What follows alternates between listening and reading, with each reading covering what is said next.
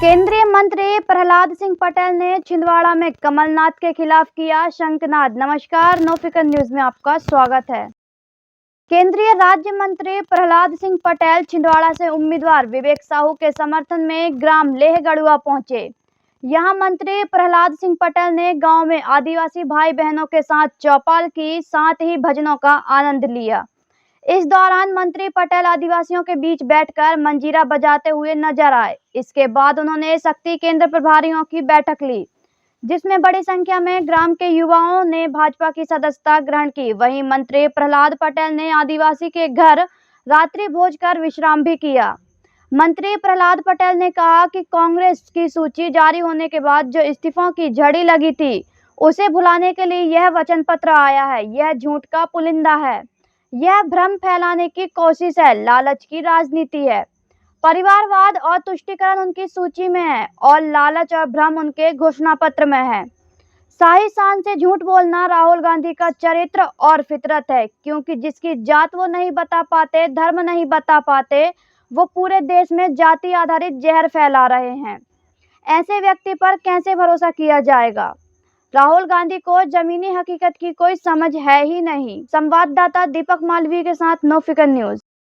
वाले लोग आज हाशिए पर, लेकिन किसी न किसी बहाने से, कोई तरकीब से वो हमारा वोट देते रहे, लेकिन हमको वो सम्मान नहीं दिया जो भारतीय जनता पार्टी की सरकार ने दिया। आज लाडली बहना योजना जिसको उसका लाभ मिल रहा है, मैं पूछता हूँ हमारे त्योहार के पहले हमारे मन क्या कहता है?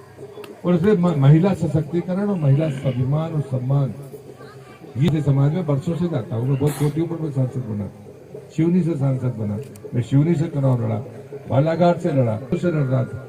अब पार्टी ने कहा कि नरसिंहपुर मेरे भाई एमएलए थे, तो वहां से अब पहली बार जिंदगी में विधानसभा का चुनाव लड़ूंगा। वो अभी पत्रकार मित्र कह रहे थे नौजवान कि भाई आप उम्मीदवार हो, लेकिन यहाँ आप इनका काम करने आए हो। मैं आपसे कह रहा हूँ, जैसे आज मैं आपके यहाँ रात रुका हूँ, एक दिन पैदल चलकर छिंदवाड़ा में वोट का निवेदन करूंगा घर घर जाकर कि भारतीय जनता पार्टी को। शाही शान से झूठ बोलना राहुल गांधी का चरित्र फितरत है, क्योंकि जिसकी जात वो नहीं बता पाता, वो धर्म नहीं बता पाता, वो जाति का जहर पूरे देश में घोल रहा है। तो उस आदमी की बातों पर कैसे विश्वास किया जाएगा?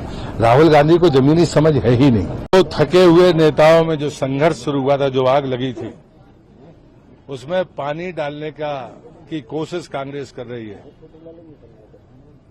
एक नकली हिंदू कमलनाथ जी ने कल एक बयान जारी किया था कि दिग्विजय सिंह और उनके पुत्र के कपड़े फाड़ो।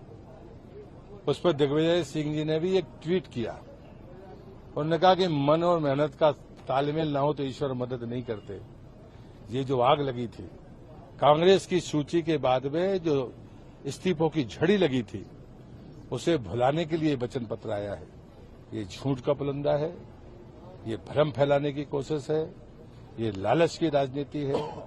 परिवारवाद और तुष्टीकरण उनकी सूची में है और लालच और भ्रम इस वचन पत्र में है। मैं इसे निरर्थक मानता हूं। कागज पे गुदी हुई लाने से दुनिया नहीं चलती।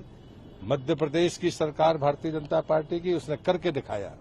केंद्र की सरकार लगातार कर रही है। हमारी सफलताओं के सामने ये सब चीजें बौनी है।